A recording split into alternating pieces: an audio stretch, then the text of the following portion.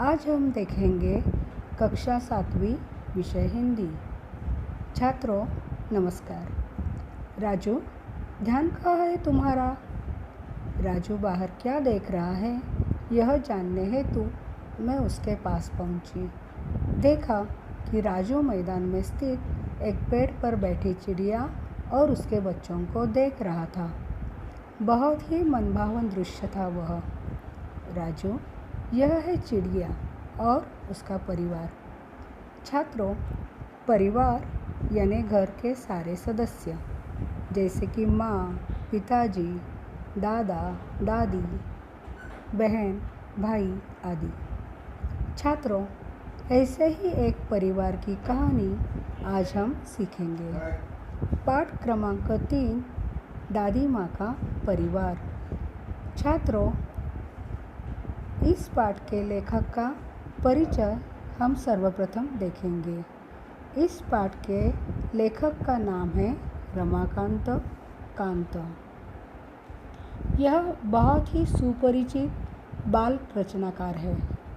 सुनो कहानी, सरस बाल कथाएँ, परिश्रम का वरदान, जंगल की कहानियाँ, रोचक कहानियाँ आदि इनके कथा संग्रह प्रसिद्ध है। जादू का मंत्र, यह इनका एकांकिक बहुत ही चर्चित है। भगवान परशुराम सम्मान, सरस्वती सम्मान, तीजबाई मेहता स्मृति पुरस्कार, क्षेत्रीय राजभाषा पुरस्कार इन्हें प्राप्त है। अब हम बढ़ते हैं कहानी की ओर। एक छोटे से गांव में दादी माँ रहा करती थी। यह तो वह अकेली ही निपट रही थी, फिर भी उसका घर आबाद था। दादी माँ रोज़ सुबह उठती, अपना घर बुहारती संवारती, आंगन में आसन धरती और अपना खाना बनाती और खाती। उसके साथ उसके परिवारजन भी थे। उन परिवारजनों से वह बतियाती यानी बातें करती। रात होती तो सो जाती। दिन उसके बहुत ही मज़े में गुजर रहे थे और उसके परिवारजन फल फूल रहे थे। अब कौन थे दादी माँ के परिवारजन? तो दादी माँ के आंगन में एक बरगद का पेड़ था। उस पर एक घोंसला था। उस घोंसले में एक चिड़िया रहती थी। उसका नाम था नीलू। क्या नाम था उस चिड़िया का? नीलू। वह दादी माँ की संगिया थी। संगिया यानी साथी, सहेली। सुबह जब दादी आंगन बुहारती तो नीलू फुदकती चिंचियाती और दादी माँ से बातें करती। दादी माँ की एक और साथीन थी जिसका नाम था चिंकी चूहिया। आप समझ गए होंगे बच्चों कि वह चूहिया दादी माँ की साथीन थी यानी सहेली थी। उसी बरगद के पेड़ के नीचे एक छोटा सा बिल बनाकर वह वहाँ पे रहती थी। दिन भर उसकी दौड़ घर में लगी रहती थी। यह थी दादी माँ की दीन दुनिया। दादी माँ जब खुश होती तो वे भी खुश होती और दादी माँ जब दुखी होती तो वे भी सुखी नहीं रहती थी। एक दिन की बात है, ठंडी के दिन थे। उन्हीं दिनों नीलू चिड़िया ने अंडे दिए और उसमें से 2 छोटे छोटे सुंदर नन्हे बच्चे निकले, जिसका नाम रखा गया टीनू मीनू। टीनू मीनू को सबने मिलकर पाला पोसा और उसी वक्त चिंकी चूहिया को भी 2 बेटों का उपहार मिला। दादी माँ ने उनके नाम रखे चुस्कू मुस्कू। वो दोनों ही बहुत बड़े भले थे। दादी माँ उन सब का ख्याल रखती थी। बड़े ही स्नेह प्यार से वह उन्हें दुलारती थी। खेलते खेल में वह बच्चे कभी लड़ भी पड़ते तो दादी माँ उन्हें समझाती और कहती, मेरे बच्चों, लड़ो मत पड़ो, मिलकर रहा करो। तभी तो कहते हैं, एकता है जहाँ खुशहाली है वहाँ। यानी जहाँ एक की है, एकता है, वही खुशहाली भी होती है। ऐसे ही दिन बहुत मज़े से गुजर रहे थे और एक दिन चिड़ियों में मातम छा गया। एक संकट उन पर आ गिरा। नीलू दाना चुगने गई थी और साथ में अपने बच्चों को भी ले गई। अन्य भी चिड़े चिड़िया उसके साथ थे। सब मिलकर खलिहान में दाना चुगने निकल पड़े थे। बहुत ही अच्छी तरह से वहाँ पे मज़े से सब दाना चुग रहे थे। तभी उनकी सहेली मुनमुन भी उनके साथ थी। अरे मैं फंस गई, वह चिल्लाई। नीलू ने उसकी पुकार सुनी। दूध की बात लगी, पर उसकी भी रही बेचारगी। तब वह बात समझ पाई, फिर बोली, अरे हम सब उलझ गए हैं, बहेलिया की जाल में फंस गए हैं। उन्होंने सब ने मिलकर बहुत सारे यत्न किए, लेकिन वह सारे विफल होकर रह गए। चिड़े चिड़िया बहुत ही उदास हो गए। क्या करें उनके समझ में नहीं आ रहा था। पूरी तरह से वह सोचने लगे, बुरी बातें सोचने लगे और सिसक कर रोने लगे। तभी नीलू टीलू मीनू सब शांत थे। उन्हें भी चिंताएं सता रही थी, पर वह क्लांत थे। फिर उन्हें दादी माँ की सीख सुनाई दी उन्हें एकता की दुहाई। मुन थी उनकी अंजोली।